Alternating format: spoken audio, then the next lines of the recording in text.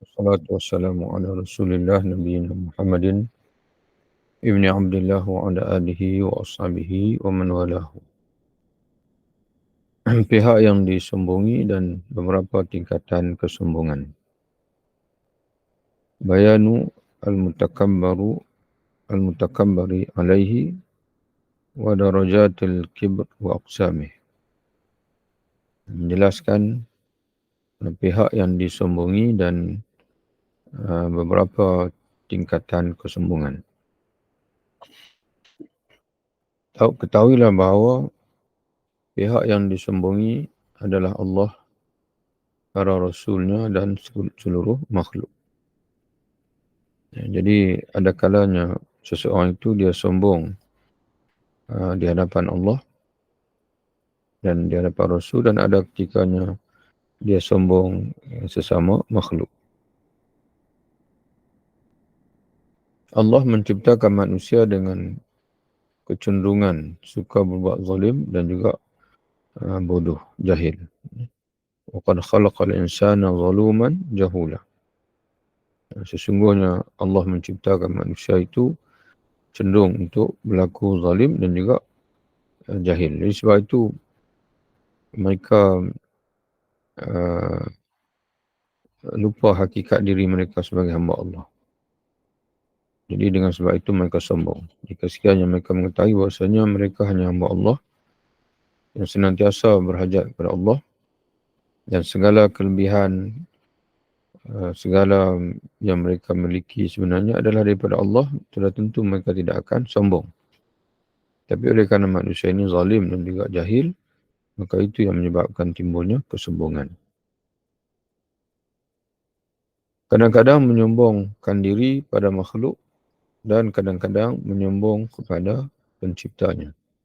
Jadi kesombongan bila dilihat dari sisi pihak yang disombongi ada 3. Pertama, sombong kepada Allah. Ini merupakan bentuk kesombongan yang paling keji. Sombong kepada Allah, kata dia, merupakan bentuk kesombongan yang paling keji.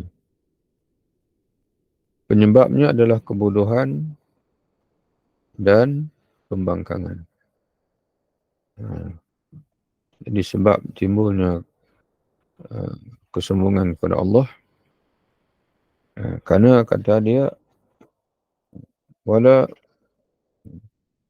musaru lahu illal jahl al-mahd, kejahilan, kebodohan semata-mata, wa tughyan, dan juga sikap melampaui batas. Seperti kesombongan Namrud atau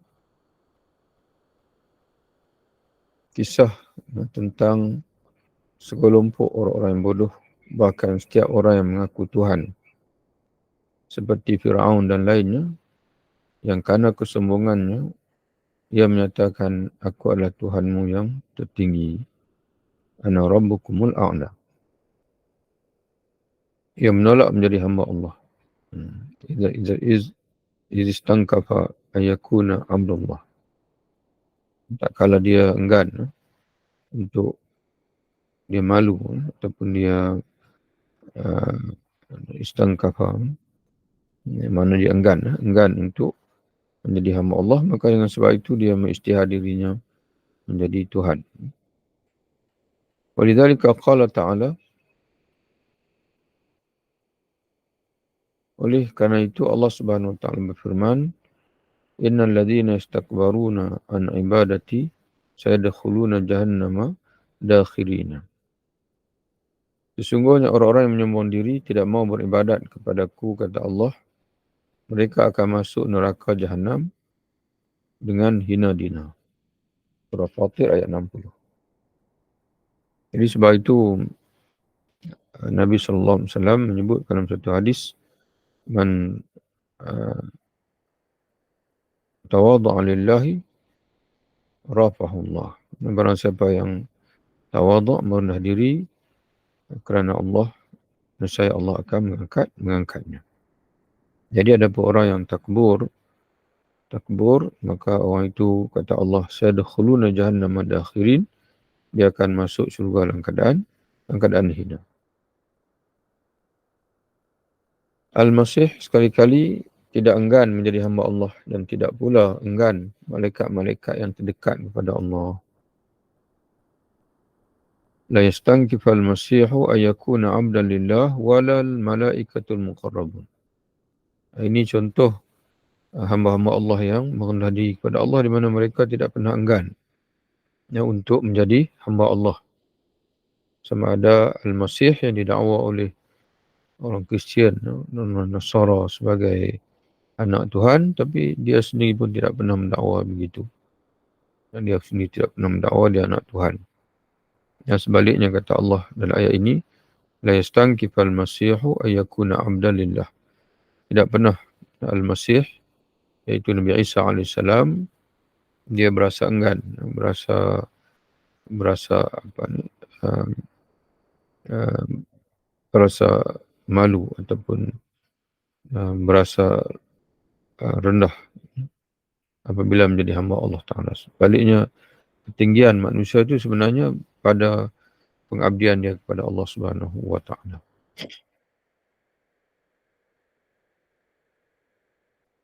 Dan apabila dikatakan kepada mereka, sujudlah kamu sekalian kepada Yang Maha Penyayang, mereka menjawab, siapakah Yang Maha Penyayang itu? Apakah kami akan sujud kepada Tuhan yang kamu perintahkan kami bersujud kepadanya? Dan perintah sujud itu menambah mereka jauh daripada iman. Surah Al-Furqan ayat 60. Wa idza qila lahum usjudu lirrahman qalu wa ma rahman anasjudu lima ta'muruna wa zadahum nufura. Jadi mereka bila Nabi SAW mengajak mereka untuk sujud kepada Allah, beribadat kepada Allah, maka bertanya, wa ma rahman, siapa Tuhan yang Maha Rahman yang perlu kami sujud kepada dia itu? Ya. Anasjudu lima ta'muruna wa zadahum nufura. Apakah kami nak sujud kepada semata-mata mengikuti perintah kamu? Itu semua jawapan orang-orang yang sombong. Patutnya mereka merenung. Siapa yang menjadikan mereka? Dan mereka mikirkan apa yang diajak oleh Muhammad SAW. Muhammad mengajak kita untuk sujud kepada Tuhan yang menciptakan kita. Maka itulah sebenarnya yang perlu kita lakukan. Jadi orang yang berfikir dengan waras dan orang yang mengenepikan keegoan diri, sudah tentu dia akan menjadi hamba Allah yang sebenarnya. Dan dia tidak akan ketinggalan untuk beribadat dan sujud kepada Allah Subhanahu wa Ta'ala kerana dia tahu itulah tanggungjawab yang sebenarnya. Dan itulah juga kemuliaan yang sebenar bagi manusia adalah menjadi hamba Allah Subhanahu wa Ta'ala. Itu yang pertama. Takbur kepada Allah Subhanahu wa Ta'ala. Kemudian diikuti selepas itu, yang kedua, sombong kepada para rasul, takbur kepada para rasul. Dengan keengganan jiwa untuk mematuhi manusia seperti mereka. Takabur ala rusuli min haitsu ta'azzuzin nafs wa tarafu'iha 'an al-inqiyad li basharin misli sa'irin nas. Ya, maka bahasa takbur kerana mereka masa keengganan untuk patuh kepada Rasul itu kerana keengganan jiwa mereka mematuhi manusia seperti mereka. Maknanya mereka melihat Rasul itu tidak lebih daripada manusia macam mereka juga. Jadi tak perlu mereka tunduk kepada Rasul. Ya, sebab manusia seperti Rasul itu bagi mereka manusia seperti mereka juga. Padahal Rasul itu martabatnya tinggi kerana dia dipilih oleh Allah, diberi wahyu dan dilantik oleh Allah menjadi utusan Allah. Rasul itu mana utusan Allah Subhanahu wa Ta'ala. Dan dijadikan mereka itu maksum dan daripada segala dosa, kesalahan dan sebagainya. Wadzalika taratan, kadang-kadang hal itu memalingkan fikiran dan ketajaman hati sehingga dia tetap berada dalam kegelapan kebodohan akibat kesombongannya, lalu enggan untuk mematuhi, tetapi dia mengira sebagai pihak yang benar.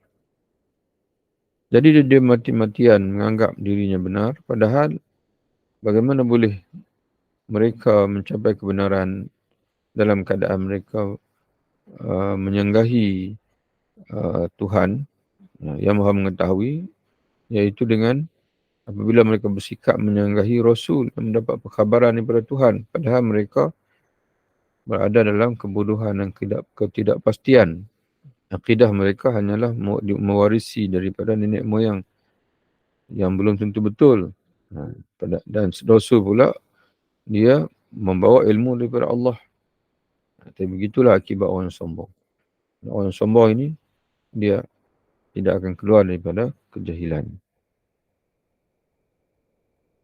Kadang-kadang enggan sekalipun tahu, tetapi jiwa yang tidak bersedia mematuhi. Yang enggan dalam keadaan sudah tahu, tapi kesombongan diri itu menyebabkan dia tidak mau akur dengan kebenaran yang telah pun dia tahu ataupun dia menyedarinya. Sebagaimana perkataan mereka kadang-kadang enggan sekalipun sudah tahu, tetapi jiwa yang tidak bersedia mematuhi kebenaran dan tidak bersedia untuk tunduk kepada para rasul. Sebagaimana perkataan mereka yang diceritakan Allah dalam ayat berikut. Apakah kami beriman kepada dua manusia seperti kami?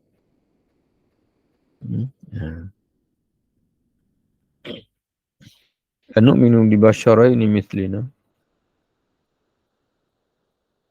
Ini ucapan apa ni?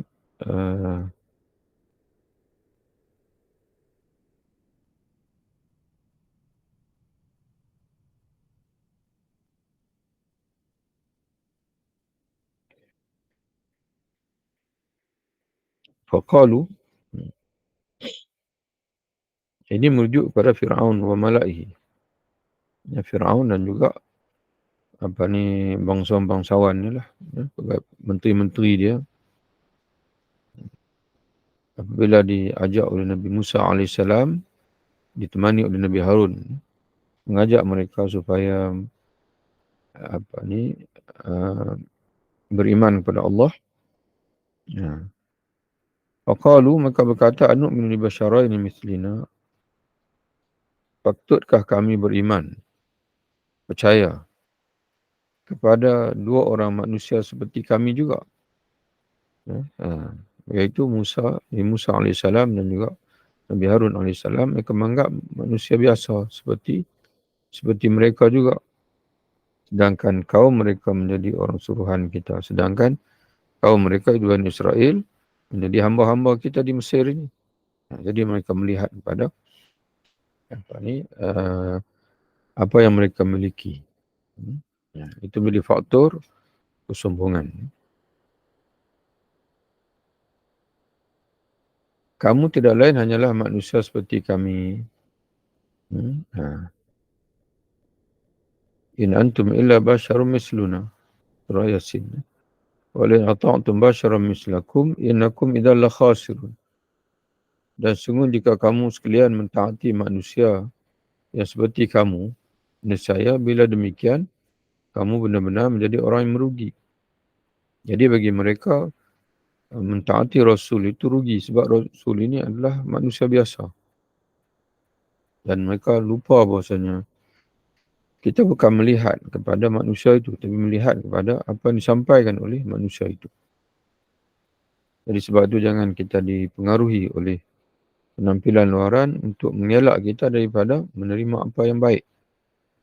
Apa yang bernilai. Apa yang bernilai itu yang penting sebenarnya. Jadi kerana itu, orang yang cerdik, maka mereka sentiasa memikirkan bagaimana untuk meningkatkan diri. Bila untuk meningkatkan diri, jadi kita perlu sentiasa menjadi pendengar yang baik. Jadi pendengar yang baik dan sentiasa berfikir, merenung, bertafakur dan sentiasa merasakan diri kurang yang perlu diperbetulkan. Bila ada sikap inilah hati dalam diri kita, maka banyak input-input yang baik yang dapat orang lain kongsi dengan kita. Jadi sebab itu kita perhatikan bangsa-bangsa yang cintakan ilmu, mereka akan senantiasa memindahkan ilmu itu daripada mana-mana bangsa lain. Itulah yang dilakukan oleh Eropah selama ratusan tahun. Dan sebelumnya dilakukan oleh orang Arab. Orang Arab, bila mereka mendapat kesedaran daripada Al-Quran, Al-Quran ini sangat menitik beratkan ilmu. Jadi sebab itu mereka memindah segala ilmu, terutama sekali zaman Abbasiyah. Segala ilmu di dunia ini dipindahkan ke dalam bahasa Arab, dan akhirnya bahasa Arab menjadi bahasa ilmu. Tapi kita perhati orang ini, mereka sudah tidak mau belajar daripada orang lain. Itu yang menyebabkan faktor kemunduran umat Islam pada hari ini. Mereka hanya ingin belajar pada mereka saja. Belajar sama-sama mereka saja. Padahal mereka berada dalam situasi kemunduran. Jadi kerana itu orang Islam ini, dia tak boleh belajar sama-sama dia saja sebab mengakui hakikat bahawasanya mereka berada dalam sebuah kelemahan. Ilmu di kalangan, terutama sekali ilmu duniawi, ilmu sains, matematik, atau untuk memahami Al-Quran itu sendiri, perlukan ilmu-ilmu, kajian-kajian, penemuan-penemuan yang baru. Kerana Al-Quran ni kitab mukjizat. Kitab mukjizat yang penuh dengan ajakan-ajakan, seruan-seruan dalam Al-Quran untuk kita merhati alam. Tapi perkembangan ilmu alam dalam dunia Islam hari ini lambat. Boleh dikatakan sudah tertutup.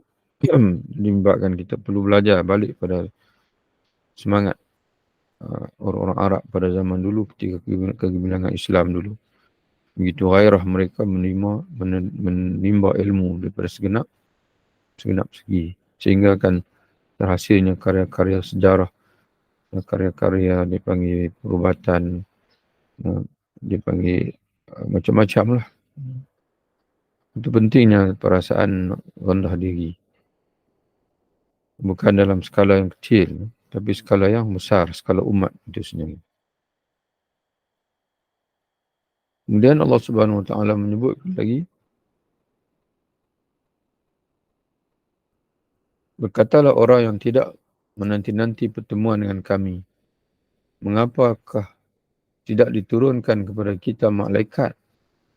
Atau mengapa kita tidak melihat Tuhan kita sendiri? Sesungguhnya mereka memandang besar tentang diri mereka, dan mereka benar-benar telah melampaui batas dalam melakukan kezaliman.